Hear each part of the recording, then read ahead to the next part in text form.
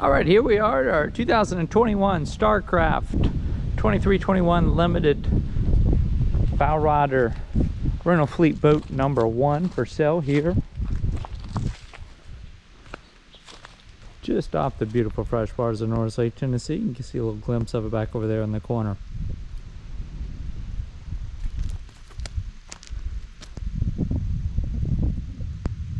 So as usual, you're going to find the current list of specifications, features, options, and current asking price all at our website, which is at www.yournewboat.com. Now, for your convenience, we will have a direct link to this listing down in the video description. This is one of a handful of rental fleet boats that we're getting. Now, not to confuse everybody, but we've got 2 different fleets of 2020 and 2021 Starcraft 2321 Limiteds. This particular one will be labeled 2021 Starcraft 2321 Limited Unit Number 1. But again, down in that video description, there's going to be a direct link to the listing page for this one. That's where you'll go to find the current asking price, as well as to contact us by phone, by text, or by email. We do not monitor YouTube comment page. But again, for your convenience, there's going to be a direct link that will take you right to the photo slideshow page of this listing. You're going to see the asking price right there. You'll see a phone number that you can call us. But we do like to remind you, if you get a voicemail and you would like a return phone call, you will need to leave a message, because we're frequently in areas without cell phone reception. And if you don't leave a message, we will not know that you called. And if you do one better, if you leave us a detailed message, if you let us know which listing you're looking at, what questions you have, either whenever we finish with a customer or we return to cell phone reception, we'll get your message, return that call, answer all those questions that you had. And then additionally, there'll be a link there on our site for which you can email us.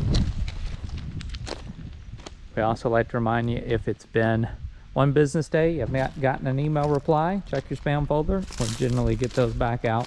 If it's during a business day, generally going to have those replies back out in the matter of a couple hours. So, we're here for that video walk around tour. Again, this is unit number 1. And this one is powered by that same MerCruiser 6.2 liter 300 horsepower inboard outboard stern drive engine with the Bravo 1 Outdrive. There's currently approximately 566 engine hours on this one. And should also point out that there's no trailer included. Sitting on this saddle right now. This is where it was put here to get cleaned up here at the end of the season. That's going to be the primary difference in the 2 rental fleets. Obviously, other than engine hours, condition, and wear and tear is going to vary from boat to boat. But if you're looking at all the Starcraft 2321s on the website, there will be at least a set of those of these fleet boats that are going to have a higher price, and that is because they're going to include a trailer. Now, there's no trailer included with this one. If you're well, really, if you do not need a trailer, it really doesn't matter the distance you are. If you don't need a trailer, we can arrange to have this transported to you, whether you're on Norris Lake, if you're somewhere else in East Tennessee, or if you're somewhere else in the country. We do have transporters that will haul these without being on a trailer. Now, if you're within a day's drive of East Tennessee, you're probably not going to see a significant jump in pricing. But now, if you're going across the country, a lot of times it will be more cost effective to ship it with a trailer, and we can arrange to have a trailer purchase for you at our cost. It's going to run you, as of right now, it's going to run you about $5,500 plus tax if you're in the state of Tennessee. And I believe last I heard it's going to be about 30 to 45 days of lead time on getting a trailer. And so what, and even if you are local, but you do need a trailer, again, reach out to us. We can work with you, get you a trailer at our cost. But there also will be some of these rental fleet boats that are already going to have a trailer package with it. So, all right, let's climb on inside. We'll do kind of a full walk around tour, and then we're going to get a little bit more up close and personal with it and show you all the wear and tear, at least that we noticed. Again, 566 engine hours on this one. We just had the engine hours read at the end of the rental season. There's no engine hour meter on this, but with the fuel injected 6.2 liter MerCruiser engine, that does store the engine hour data as well as other information. So I'm standing on this extended swim platform with a 4-step swim boarding ladder, and we've got the transom walkthrough, which I happen to quite enjoy. I think that's an important feature on all boats, and that's going to save you a lot of wear and tear on your upholstery. Anytime you're not stepping on those, you're doing yourself a favor, doing yourself and your upholstery a favor. This is rated for 12. This is a 23-foot boat, 8.5-foot beam, 2,300 pounds dry weight. That's the weight of the boat without any fuel or gear inside the boat. We've got the dual driver and passenger seat captain seats, or captain chairs. Those are both going to swivel and slide a little bit forward and back. And here at your driver's console, we've got 12-volt power outlet, stainless cup holder. That is one of 9 stainless cup holders. We've got a fuel gauge, speedometer, tachometer, engine oil pressure, engine temperature, drive trim indicator, and battery voltmeter. Now, as always, we try to function test everything on here. And a lot of the 12-volt items did not operate. We do not have a working horn, courtesy light, or navigation lights, or working bilge, or a working blower. The bilge and blower and your should be really need to be corrected before this is used. The fact that it's most of your 12-volt systems leads me to believe that perhaps it's a fuse issue or bad connection somewhere. But we do want to make that known to any potential buyers. And this stereo did work, but the blower and the bilge pump should work for safety reasons. And if you're going to operate this at night, then the navigation lights need to be operational, and they currently are not. We do have an AM, FM, USB auxiliary input, NOAA weather band, and Bluetooth kicker stereo with 4 kicker speakers. 3 of those passed function testing.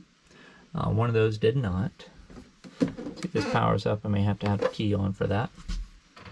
Turn that key on now, and then see if that needs it. There we go. I'll show you our source options. So there's FM, AM. There's your weather band. That's the NOAA weather band station. Bluetooth, USB, and auxiliary inputs. In the song. So the NOAA weather band is essentially the weather stations that you would be able to get if you had a VHF radio or a ship-to-shore radio. You hear those called different things. Now again, we're inland freshwater. Sometimes that's not as critical, but depending on where you're boating, there are several areas on Norris Lake where you're not going to have a cell phone signal. And so sometimes it's nice if you see some clouds developing, you can switch over to one of those stations and still get a some information as to whether or not those are going to be severe thunderstorms and things like that. So of those 4 kicker stereo speakers, I believe it's the one up in the bow that did not function. We got 2 back here near your driver's passenger seats, and then 2 more up here in the bow. I believe this one right here is the one that did not function. The other 3 did. 2 more of those stainless steel cup holders up here in the bow, near the far forward part of the boat, and then 2 more of those about midship right here, but accessible from your bow seating. And we are missing our hatch here that's going to cover that little anchor storage locker. And we got starting to see some wear on these straps right here. Pretty much all of these are pretty much worn all the way through. Now I do enjoy, you'll hear me reference this many times, anytime that seats have storage integrated underneath, and there's a hinge that will allow you to just simply lift with one hand, use your other hand to get items out of there. That's again, that's another feature that I think is makes storage space very functional, I guess is the word for that. So these straps on the seat backs are in good shape, and then we got a little divider right there that's just come detached. This would mount up. It's just come off those screws there. It's gonna allow you full use of that storage space without your items getting mixed around and go into a section of the boat that might be harder for it to reach. We've got 4 cleats on this one, 2 up here near the bow, 2 more back at the stern. And then we do have a wakeboard tower and a Bimini top. The Bimini top is kind of a mix. A lot of times these are either going to be mounted to the boat or mounted to the tower. This one's a little bit of both. We've got it kind of anchored on the tower, even though most would probably not consider this a true tower mount Bimini top. I do want to call your attention to that. So we've got two more cup holders, 1 passenger seat, 1 at the driver's seat, 4 up in the bow, and then 3 more back here on this rear bench seat. We've got storage under this bench seat. It's going to lift up here. This is on a pair of hinges. Those hinges are intact. We had another one of these that those hinges were no longer serviceable. That would be the storage boot for that Bimini top. Storage hatch right here as well. Another one here, which is where your battery is. That's a 24 Marine Start battery. Got a jump box hooked up to that. We were just trying to eliminate the possibility that a low battery was causing some of the 12-volt items not to power on. That was not the case. And then here's your engine hatch here, and we've got a pair of these gas-assisted shocks right here.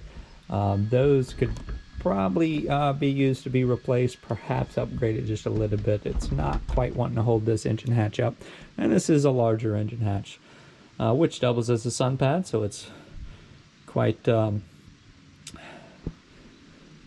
useful in that regard. And here's that 6.2 liter MerCruiser. Again, it's a 300 horsepower inboard outboard V8 fuel injected, and the Bravo 1 Outdrive. We've got a divider in place right here. It's going to allow you to really pack in this port side compartment back here next to your engine, and keep those items safe and away from that engine. And of course, we already raised that other hatch over there where you can see that battery compartment over there. The blower vent hoses need to be reattached on this one. There's 3 of these, and those need to be on those vents right there. Otherwise, your blower is not doing any good. But again, the blower, as of right now, is not functional. And only 566 engine hours on this one. This is, I believe, on the lower side of at least this particular fleet. And we've got a large in-floor ski storage locker right there. And I believe we're at the point now where we can start pointing out the wear and tear here in the interior of the boat, and then we'll do the same walk around the exterior. So we'll head up front here. We did have a puncture in that vinyl up here on your bow seating. Of course, we pointed out these straps earlier. Other vinyl up here looks to be in good shape. This is a pretty higher quality vinyl on these Starcraft boats, but this one has had some wear on the seats. Oh, and before I leave the bow area, we've also got this little mark right here in this cup holder, and that is from the windshield. As it opens, we've got a small little like rubber grommet here that's meant to keep this windshield from hitting the boat, but in most all of these it's still getting it right there. Those little marks are either going to happen from when the windshield gets opened up, it being just dropped and letting it free fall, or from riding with this open and having it bounce up and down, and that's where you got that mark in that gel coat right there. So it is a good idea anytime you're operating the boat to actually have your windshield closed and not left in that open position while you're going down the lake. And then I think I referenced this earlier, but in case I didn't, we're missing the little latch right here on the glove box and a little cover for that USB auxiliary inputs on the stereo. Driver and passenger seats look to be in good shape, and then obviously we've got some pretty good tears back here on this rear bench seat, and on the rear bench seat back, with the exception of, oh, I thought that was a little mark, that was just a piece of dirt. So the sun pad's actually in good shape. It's this seat back that's gotten 3 good little rips into it. And for some reason that on all the other Starcraft 2321 models, right here at this kind of cockpit drain, we've got some stress cracks on either side. We've seen this on just about all of those models. So, all right, so I think that covers it here for the interior. Let's head on. Well, on our way out, we got a little mark in the gel coat right here. We do have a fuel cap on this one. This is what it should look like. And those come off right here. Now, obviously, several of these, this kind of chrome cover here has failed. Typically, when you see that kind of on a consistent basis, it's generally more of a design flaw. So some of those other ones that maybe had that part of the cap missing, you might opt to put a different type of fuel cap on there so that you're not consistently replacing that. So we do have some stress cracks in the swim platform here. We've also seen these appear on most all of the other models. Again, that Bimini canvas looks to be in good shape. Tower looks to be in good shape. You got a few little scratches on it, but the tower mounts is another thing that we'll look at. We'll look for stress cracks in those areas, and all of these appear to be free of stress cracks at those mounting points for the tower, so that's also always a good sign. You do not want to pull anybody in a towable up here, anybody on a tube or inflatable. You do not want to pull them off the wakeboard tower. These are meant for skiers and wakeboarders. And here is where you can do all of your towables right here. This one's that one can handle the additional weight of those towables. All right, hopped right off our swim platform there. Do have that 4-step telescoping swim boarding ladder. That is very handy. And then this Outdrive being in the down position allows you to kind of see the benefits of that extended swim platform. That's going to keep your swim platform a few feet extended from beyond where that Outdrive is. And then getting up close and personal here on the exterior, we've got some stress cracks right back here on this corner of the swim platform. We've also tried to show photographs of the exterior wear and tear, and I will tell you, especially on this one, I don't know if it's just with the lighting for this time of day, in the black area on this one, we had a hard time getting the camera to focus in. It was really wanting to catch the reflections. You can see, of course, that gravel reflecting off the black. But we're going to go ahead and do a walk above the rub rail. We're going to come back and then highlight below the rub rail. So here's some areas. Yeah, actually the above the rub rail, we'll probably be able to kind of move along. That's just some dirt up there. There's a funky looking little spider. Again, the mounts there around the tower, feet all looked good. We're missing a little decal right there on the 2321 model. And here it is up here. So right next to our starboard side bow cleat, we've got a pretty good little mark in that gel coat right in here. And then, of course, we were missing that latch for the anchor locker. And then coming along over here on the port side, we got some marks over here in the rub railing. And another mark right here about midship.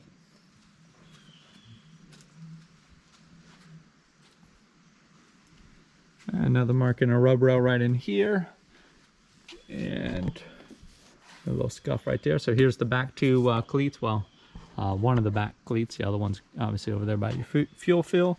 And then following this swim platform edge over, we got another little wear item there. I think I saw another stress crack area. A few more marks around in this corner, and here's that other stress crack area right back here. Okay, I'm going to kind of play with this camera angle a little bit. Sometimes these are a little bit tough to see. Get closer, you might catch the Lighting might hit it just right so you can see it. All right, so now we're going to go below the rub rail over here again, starting over here on the starboard side, finishing over there on the port side.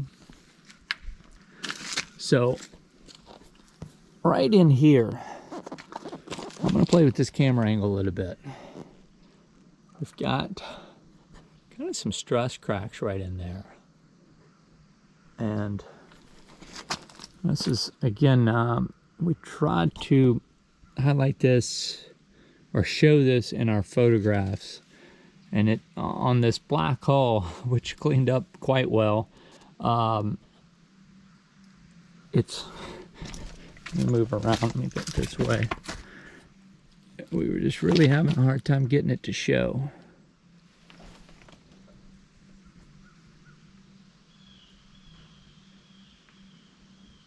But some light stress cracking here, and also right in here. Okay, and then we've now obviously these other marks, whenever you see the white's going to be a lot easier to see, and the more one of these shows up, then generally the deeper that it is in that gel coat. We've got another pretty good little mark running from here all the way down through there. And again, the camera was really wanting to focus on the gravel. At least on the video, you're pretty much seeing both. Down here along this bottom edge, got a few more little marks along the way. Coming back up a little bit higher, there's a lighter mark, and then here's some deeper ones. Then we've got some, this is kind of your classic dock rash right in this area right in here.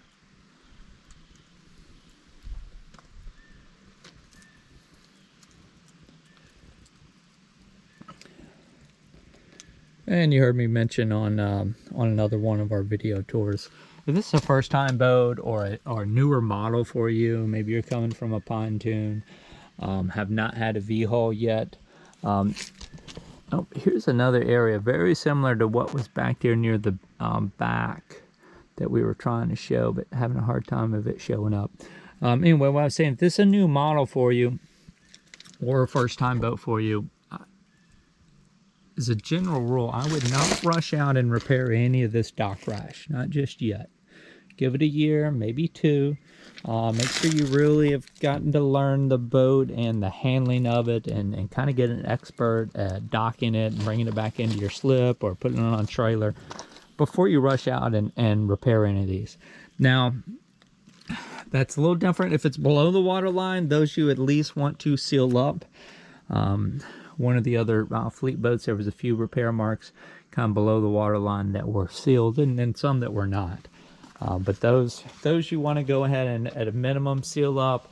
You can eventually repair those a little bit more professionally in the right place. You'd never even tell that they were even there.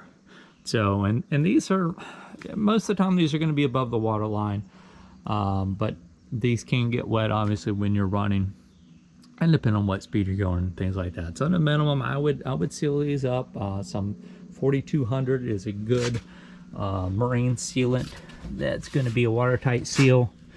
Yet you can still get it to come off whenever you do want to have that repair done professionally. I would do the same thing right here on this kind of center line right there, those little marks right there where it's you're through the gel coat. At a minimum, you want those areas to be sealed up, so no moisture is going to get in there when you're using the boat, and especially if you're storing the boat in the water, either in a wet slip. If you're on a lift or a trailer, that's not as critical, but still, I like anything below the water line, I like to have sealed up. And then all the dock rash, if after you've had this, you know, at least a season, you've kind of gotten an expert on driving it, you haven't put any other marks on it in several months of use, then, you know, if it's still the right boat for you, if it's still something you're going to have long term, then you can go repair these areas. I think we showed you that one before up there when we went above the rub rail. Here's a little bit more dock rash down here below the rub rail. Again, this black hull does tend to hide some of this. You almost got to hit the light just right to get it to show in our videos and photographs.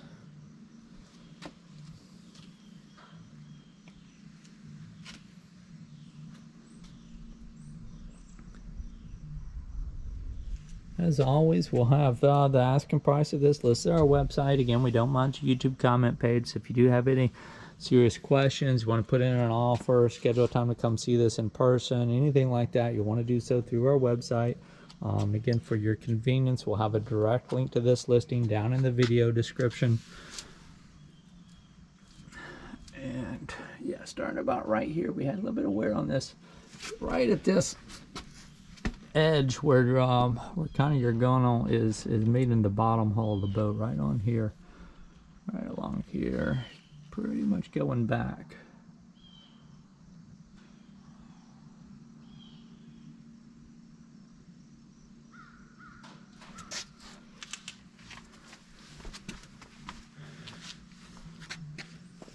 The mark, not sure if I showed you that right at the end of that Starcraft name. Get going around.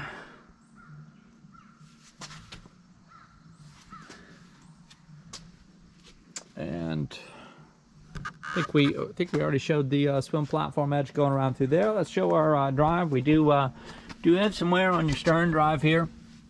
Got some chunks taken out of this this skeg here on the bottom of it. And this one is in need of a prop. This is a 3-blade aluminum prop. Now this one, there's probably enough material here. This could be reconditioned. Depending on where you're boating, you may recondition this one and put a new one on there. That way you have a spare. Once you get to know Norris Lake, really not a necessity to have a spare. There are definitely some other lakes in the area where you do not want to head there without having a spare. So that's going to start to wrap things up on this one. Again, this is the 2021 Starcraft 2321 Limited Bowrider for sale. Rental fleet boat number 1 of this particular fleet. Again, we're going to have a full list of features, current asking price, all that good stuff at our website. Feel free to use that direct link down in the video description as a shortcut, save you some time, get you right to the listing page for this one. And any questions, don't hesitate to reach out to us. Again, you can reach out to us by phone, by text, or by email, whatever's most convenient for you. This one is rated for 12. Again, the 2021 Starcraft 2321 Limited. As this concludes, you're going to have 2 things pop up on your screen. Top left-hand corner is a shortcut to go to our current listings playlist. That will just show you inventory that is still currently available at our YouTube channel, which is youtube.com/YourNewBoat. In the top right-hand corner will be a link to subscribe to that YouTube channel. So if you are interested in something here in the East Tennessee area, feel free to subscribe to our channel. That will notify you anytime a new video publishes. So any new listing that comes available in our area, you'll get notified by YouTube for it if you've subscribed to our channel. So we're always happy to have you as a subscriber. And I thank you again for joining us.